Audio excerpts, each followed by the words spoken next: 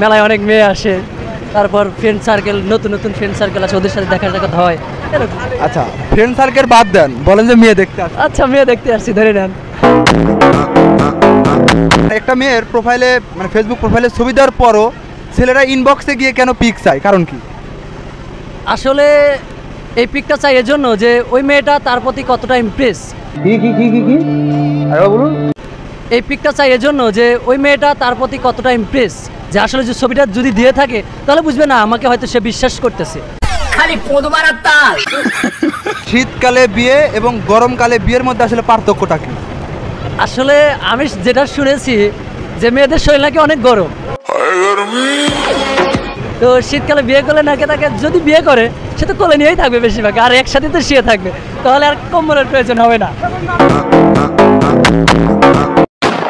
বাসা কোথায় আপনার? চরিয়া কালীবাড়ি।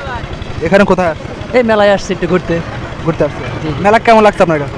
মোটামুটি ভালোই, আরও বিশেষ করে হচ্ছে গরমের দিন আরামদায়ক একটা জায়গা, মানে বাগানের ভিতরে মেলাটা, এই জন্য অনেক ভালো লাগছে মেলাটা।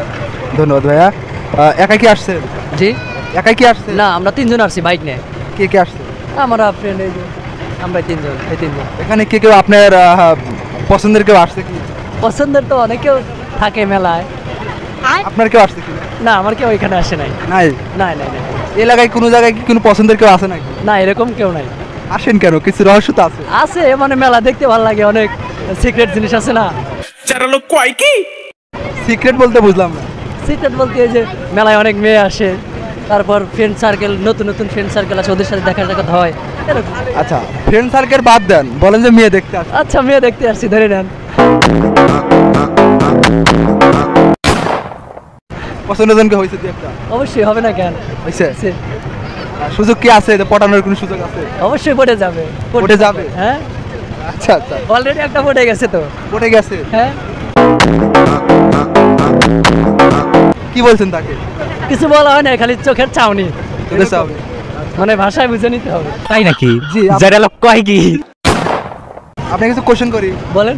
আচ্ছা, আপনার জন্য প্রথম প্রশ্নটা হচ্ছে, ইটের জবাব যদি পাটকেল দিয়ে দিতে হয় তাহলে আপনার ভালোবাসার মানুষ আপনাকে বলে আই হেট ইউ, আপনি তাকে কি বলে জবাব দেবে? আই হেট ইউ বললে ওখানে জবাব কি থাকবে? ওখানে তো ওরকম জবাব থাকে না। আমিও তাকে আই হেট ইউ বলে জবাব দিয়ে চলে আসবো, কারণ আমার চেহারাও তো কম না। আমি তো জানতাম না। ঠিক আছে, হ্যাঁ, আপনার চেহারা সুন্দর, মানে গর্ব করতে। অবশ্যই অবশ্যই, অনেক মেয়েতে পড়ে যায় চেহারা দেখেই। আমি তো জানতাম না, তুমি কেমনে জানলে? কিছুদিন রাইতেই পাবেন না, আমার মাথায় খেলতেছে না। বিয়ের সম্পর্ক আর প্রেমের সম্পর্কের মধ্যে আসলে পার্থক্যটা কোথায়? অনেক পার্থক্য। বউ সেটা হচ্ছে নিজের পার্সোনাল, ঠিক আছে, ওটার সাথে কোনো কিছু তুলনা হয় না। আর প্রেমের সম্পর্ক? প্রেমের সম্পর্ক হচ্ছে যদি সেরকম প্রেম হয়, মানে একজনের সাথে যদি প্রেম হয়ে থাকে সেটা তো অন্যরকম, মানে তাকে বিয়ে করব এরকম যদি প্রেম হয় তাহলে সেটা শুদ্ধ। আর আর সবগুলো অশুদ্ধ। আর যতগুলো মনে করেন যে টাইম পাস, এটা সেটা ঘুরবে নিয়ে ঘুরবে, এটা সব অশুদ্ধ, এটা কোনো ম্যাটার করে না। তো আসলে এক কথায় কি বলা যায়? এক কথায় হচ্ছে হলো বই পারফেক্ট। ওই পারফেক্ট, প্রেমিকা আসলে পারফেক্ট না। না, তা আপনার তো প্রেমিকা খুঁজতে বেড়াচ্ছে। আল্লাহ তোমার কাছে বিচার দিল।